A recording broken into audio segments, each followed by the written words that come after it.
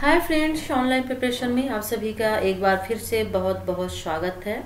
And friends, आज का जो वीडियो है ये आपका कोड 510 का है, यानी कि विज्ञान साइंस का है। और आपके कमेंट्स बार बार आ रहे थे कि साइंस का भी जो इम्पोर्टेंट क्वेश्चन आंसर है उसकी जो पीडीएफ है अवेलेबल करवा दिए जाए, बता दिए जाएँ। तो चलिए आज देख लेते हैं। आपके लिए लेके आए हैं वेरी इंपॉर्टेंट क्वेश्चन आंसर जो मेरे हिसाब से लगते हैं कि इम्पोर्टेंट हो सकते हैं और एग्जाम में आने की पॉसिबिलिटी इनकी हो सकती है। ओके, तो चलिए फिर देख लेते हैं कौन कौन से क्वेश्चन हैं। और पीडीएफ इसका डिस्क्रिप्शन बॉक्स पे नीचे दे दूंगी, तो वहां से आप इसको डाउनलोड कर लीजिएगा।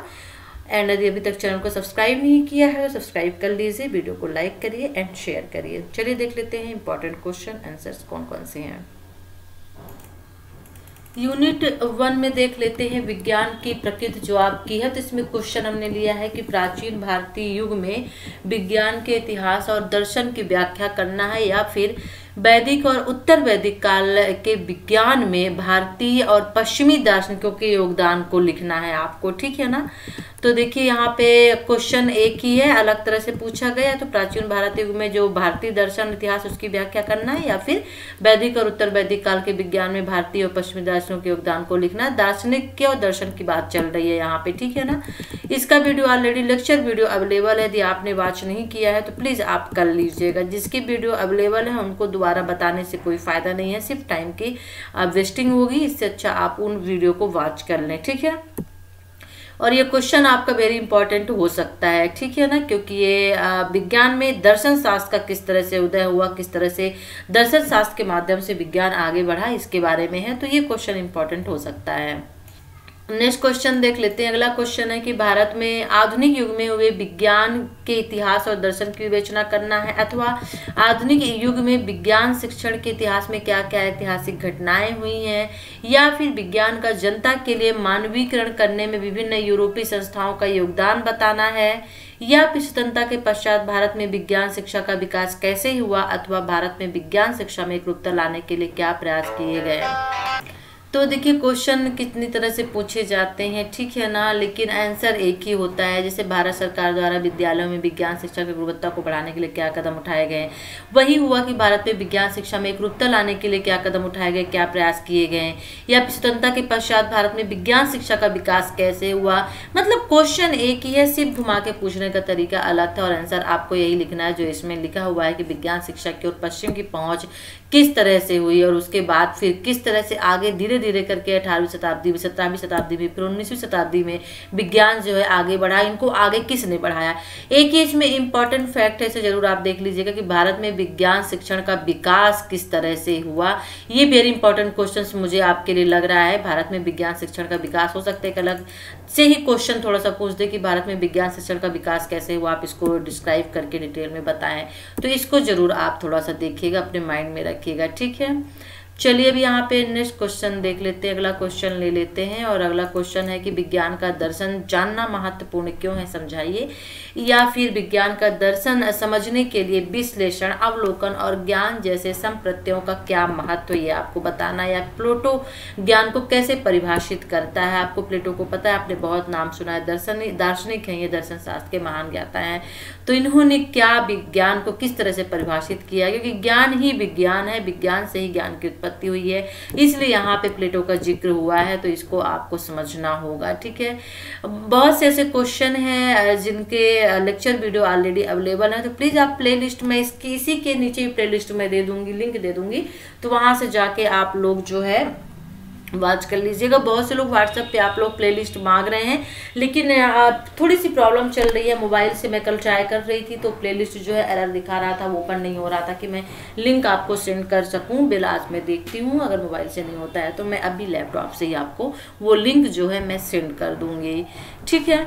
ज्ञान और विज्ञान में विश्वास रखना कैसे जरूरी था, ये सभी चीजें इसमें है। ठीक है।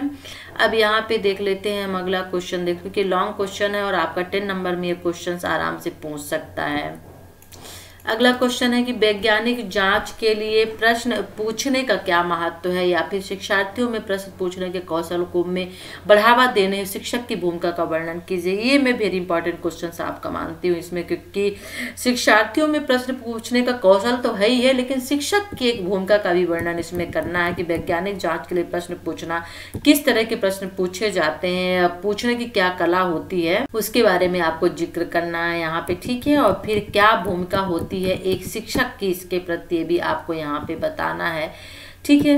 यहाँ पे कुछ एग्जाम्पल भी दिए हुए हैं तो आप इन्हें देख लीजिए। अगला क्वेश्चन ले लेते हैं कि वैज्ञानिक कौशल विकसित करने में जांच की युक्ति निकालने व योजना बनाने की प्रक्रिया का वर्णन करना है आपको। जो वैज्ञानिक कौशल है उसको विकसित करने में जांच युक्ति निकालने, यानी जांच की जो युक्त होती है उसको निकालने और योजना बनाने की प्रक्रिया का क्या वर्णन है ये, क्योंकि क्वेश्चन देखिए इसी तरह के पूछे जाते हैं। जनरली हम जिन्हें ईजी समझते हैं लगता है कि ये आएगा नहीं, वही क्वेश्चन एग्जाम में आ जाता है। तो प्लीज़ ये इसका भी वीडियो ऑलरेडी बना हुआ है, तो आप उस लेक्चर को आप वॉच कर लीजिएगा, ठीक है। और 508, 509 के ऑलरेडी वीडियोज मैंने अवेलेबल करवा दिए हैं। 508 का भी लॉन्ग क्वेश्चन आंसर का है, यदि आपने वॉच नहीं किया है तो कर लीजिएगा। विज्ञान शिक्षण के वर्णनात्मक या प्रसारण उपागम का उदाहरण देकर विस्तार से वर्णन करना है, अथवा वर्णनात्मक विधि से आप क्या समझते हैं, इसके नियम, लाभ और सीमाएं लिखिए। वर्णनात्मक विधि वेरी इंपॉर्टेंट है। मैंने जब आपको टीचर के शिक्षक के 4 नियम पढ़ाए थे, बताए थे, या नियम वो कौन से 4 नियम कौन से है या सिद्धांत कौन से हैं, मैंने आपको बताया था। उसमें भी मैंने कहा था कि वर्णनात्मक विधि जो है आपकी वेरी इंपॉर्टेंट है। ये क्वेश्चन आता तो आपको यही लिखना पड़ेगा। देखिए यही है 4 नियम, SR, CR, JR, AR, very important ये आपके लिए बन जाता है। तो इसे आप प्लीज जरूर वॉच करिएगा, अच्छे से इसको देखिएगा, समझिएगा। इसको तो मैंने बोर्ड में आपको समझाया है, और वैसे भी शायद आई थिंक लेक्चर वीडियो है, आई थिंक मैं इतनी क्लियर नहीं हूँ, लेकिन बोर्ड पे मैंने आपको बताया है, तो वीडियो अवेलेबल है, आप वॉच कर लीजिएगा, ठीक है ना। नियम का कथन, कथन का स्पष्टीकरण, कथन का औचित्य क्या है, ये सभी चीजें इसमें है, ठीक है ना। स्पष्टीकरण, औचित्य, नियम, तो प्लीज आप इसे वॉच कर लीजिएगा। इसके लाभ क्या हो सकते हैं, सीमाएं क्या हो सकती है, सभी चीजें इसमें दी हुई हैं। नेक्स्ट क्वेश्चन देख लेते हैं कि बच्चों के अधिगम में स्वयं के अनुभवों की भूमिका पर प्रकाश डालिए, या फिर अधिगम अनुभवों का वर्गीकरण दीजिए, महत्व बताइए, या हाथों से करके देखने वाले अनुभवों को चुनने के मापदंड लिखिए, या विज्ञान शिक्षण से संबंधित हाथों से करके देखने वाले अनुभवों की सूची बनाइए। जहां पे अधिगम अनुभव आ जाए, भले हाथ से करके देखने का ना आए, अधिगम और अनुभव साथ में आ रहा है तो आप समझ जाइए क्वेश्चन वही, हाथों से करके देखने का अनुभव, ठीक है ना। तो यहाँ पे सूची बनाना है, तो देखिए यहाँ पे अनुभवों में स्वयं की, अधिगम में स्वयं के अनुभवों की क्या भूमिका होती है, फिर अनुभवों का वर्गीकरण क्या है, ये भी वीडियो अवेलेबल है, मैंने आपको लेक्चर वीडियो अवेलेबल करवाया है। तो यदि आपने अभी तक वॉच कर लिया है तो ठीक है, नहीं किया है तो आप कर लीजिएगा। PDF मैं डिस्क्रिप्शन बॉक्स पे दे दूंगी, जो लेक्चर वीडियो है उनमें ऑलरेडी जो है PDF उनके डिस्क्रिप्शन बॉक्स में आपको मिल जाएगी, ठीक है। अगला क्वेश्चन ले लेते हैं कि विज्ञान शिक्षण में करके सीखना प्रक्रिया में प्रायोगिक कार्यों का आयोजन को प्रभावी बनाने में किन बातों का ध्यान रखना चाहिए। यदि आप करके सीखना प्रक्रिया कर रहे हैं विज्ञान में और प्रायोगिक कार्य कर रहे हैं तो उनके आयोजन को प्रभावी बनाने के लिए किन बातों का ध्यान रखना चाहिए, भी वीडियो अवेलेबल है। कक्षा का वातावरण कैसा होना चाहिए, भौतिक वातावरण की व्यवस्था करना किस तरह की होनी चाहिए, ठीक है ना। भौतिक वातावरण का मतलब होता है वहाँ पे रूम किस जगह पे है, पर्याप्त लाइट है कि नहीं है, हवा आ रही कि नहीं आ रही है, चेयर मेज कुर्सी सभी चीजें, ठीक है।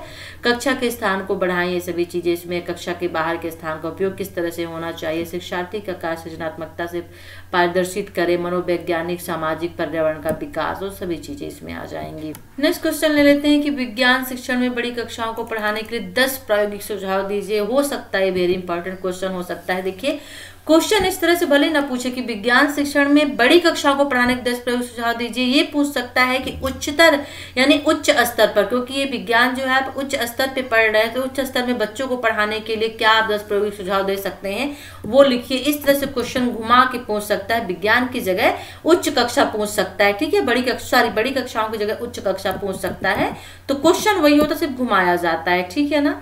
तो यहाँ पे आप देख लीजिए, इसका भी वीडियो अवेलेबल है, मुझे याद है, तो ये आप देख लीजिएगा, ठीक है ना। किस तरह से 10 आप सही वहां पे नियम बता सकते हैं, दे सकते हैं, 10 सुझाव दे सकते हैं।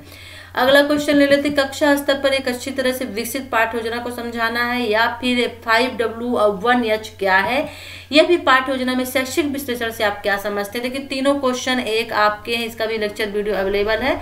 या तो 5W1H क्या है, ये इसका मतलब एक ही चीज हो गई, या फिर एक अच्छी तरह से विकसित पाठ्य योजना, यानी पाठ्य योजना यदि आपसे बनाने के लिए पूछ देता, क्योंकि जनरली अभी तक एग्जाम में हमने देखा है कि एक पाठ्य योजना जरूर बनाने के लिए आई है, वो पूछ देता है, तब भी यही होगा। या पाठ्य योजना में शैक्षणिक विश्लेषण से आप क्या समझते हैं, तब भी यही इसका अर्थ होगा। तो चलिए देख लेते हैं यहाँ पे। ओके, तो एक अच्छी तरह से विकसित पाठ्य योजना क्या होती है, आप यहाँ पे देख रहे हैं 5 जो आपके W है, कब, कहाँ, कैसे, कौन, क्या, ठीक है। ये 5W है आपके, और 1H होता है इसमें क्या पढ़ना है, क्या मतलब क्या पढ़ाना है, क्यों पढ़ना है, कैसे पढ़ाना है, आकलन कैसे करना है, सभी चीजें इसमें आती हैं। इसका वीडियो अवेलेबल है, आप वॉच कर लीजिएगा। पाठ्य योजना बनाने के विभिन्न चरण बताना है, या पाठ्य योजना बनाते समय आपको किन बिंदुओं पर ध्यान केंद्रित रखना चाहिए, या पाठ्य योजना बनाने में डिजाइन प्रारूप कैसे होना चाहिए। देखिए अभी पाठ्य योजना ऊपर हमने देखी कि किस तरह से एक पाठ्य योजना बनाना है, उस क्वेश्चन का आंसर वो होगा, लेकिन यहाँ पे पाठ्य योजना बनाने के चरण क्या क्या है, ठीक है ना। या पाठ्य योजना बनाते वक्त किन बिंदुओं को, किन चीजों का आप ध्यान रखेंगे, तो यहाँ पे इसका भी वीडियो जो अवेलेबल है, ठीक है। तो ये पाठ्य योजना बनाने के मुख्य बिंदु हो गए, किन बिंदुओं का आप ध्यान रखेंगे, किस तरह से आप एक पाठ्य योजना बना सकते हैं, तो आप इसको डिस्क्राइब करके लिख दीजिए। पाठ्य योजना, पाठ का डिजाइन या प्रारूप क्या होगा, ये भी यहाँ पे दिया हुआ है, ठीक है।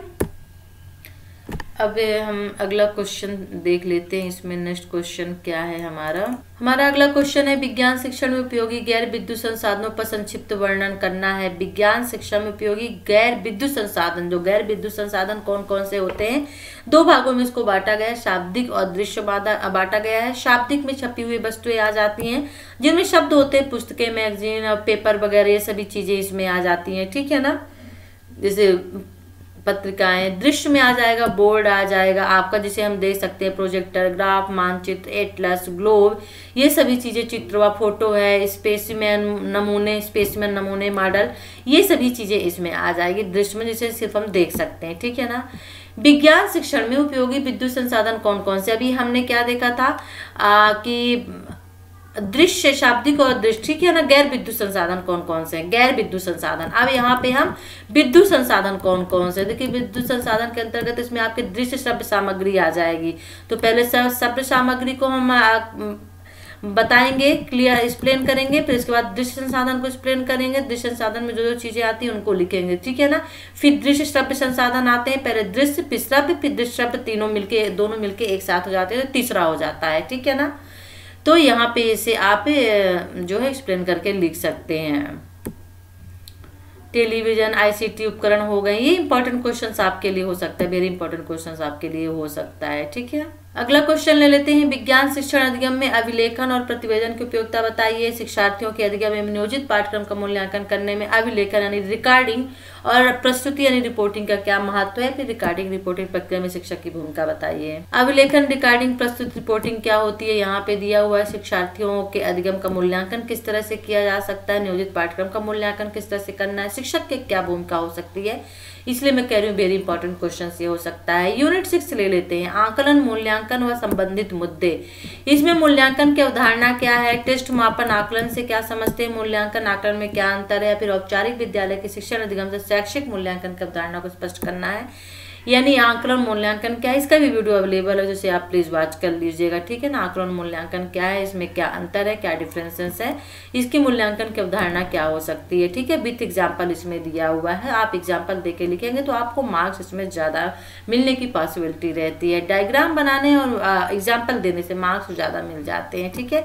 शैक्षिक मूल्यांकन के 4 पक्ष होते हैं, और कौन कौन से होते हैं देखिए यहाँ पे दिया हुआ है। पठन सामग्री, फिर उद्देश्य, फिर अधिगम क्रियाएं, मूल्यांकन के तरीके, लिखित, मौखिक। मूल्यांकन के तरीके कौन कौन से हैं तो थोड़ा सा देख लीजिएगा, लिखित होते हैं, मौखिक होते हैं, ठीक है ना, यानी मौखिक, टेस्ट, अवलोकन आदि इसके मूल्यांकन के तरीके होते हैं। ऑलरेडी वीडियो अवेलेबल है, यहाँ पे एग्जाम्पल भी दिया हुआ है। तो ये क्वेश्चन इंपॉर्टेंट हो सकता है और 10 नंबर में आ सकता है बहुत आराम से। दूसरा क्वेश्चन देख लेते हैं, रचनात्मक और योगात्मक मूल्यांकन। इसका भी वीडियो मैंने आपको बोर्ड पे ही आपको बना के बताया है, तो आप वॉच कर लीजिएगा। सतत एवं व्यापक मूल्यांकन क्या होते हैं, शिक्षक के सामने कौन कौन सी चुनौतियां आती हैं मूल्यांकन करने में, या सतत या व्यापक मूल्यांकन के दो तरीके कौन कौन से, किनके माध्यम से मूल्यांकन होता है, प्रकार। तो देखिए सतत एवं व्यापक मूल्यांकन के प्रकार में रचनात्मक एवं योगात्मक मूल्यांकन आते हैं, और इसको आप एक्सप्लेन कर दीजिए। इसका भी वीडियो अवेलेबल है। मैं बोल रही हूँ जनरली सभी क्वेश्चंस के वीडियो अवेलेबल है, सिर्फ आपको देखने की देरी है, यदि आपने अभी तक नहीं देखा है तो। ठीक है, अगला क्वेश्चन ले लेते हैं कि विज्ञान व विज्ञान शिक्षण में हुई प्रगति का विस्तार से वर्णन कीजिए। अब विज्ञान व विज्ञान शिक्षण में उन्नत को जानना एक शिक्षक के लिए क्यों आवश्यक है, भी इंपॉर्टेंट क्वेश्चन आपका बन सकता है। इतना इंपॉर्टेंट नहीं कह सकती, लेकिन फिर भी आप यदि नजर में बना के रखेंगे तो यदि आएगा तो आपको कोई प्रॉब्लम नहीं होगी। ठीक है ना, जैसे विज्ञान हो गया, फिर मूल भौतिकी, रसायन, जीव विज्ञान हो गए।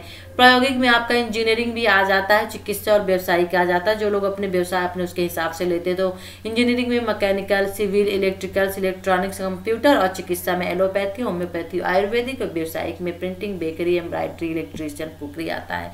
तो विज्ञान शिक्षक विभिन्न शाखाएं हो गई। ठीक है ना, तो इस चीज को भी थोड़ा सा माइंड में आप रखिएगा। ठीक है, जनरली सभी के वीडियो अवेलेबल हैं, सिर्फ आपको प्लेलिस्ट में जाके उसको वॉच करने की, देखने की जरूरत है। ये पीडीएफ मैं डिस्क्रिप्शन बॉक्स पे लिंक दे दूंगी, तो वहां से जाके आप इसको डाउनलोड कर लीजिएगा और पढ़ लीजिएगा। थोड़ा सा पीडीएफ कहीं पे डलसा हो गया है, आई थिंक फिर भी समझ में आपके आ जाएगा।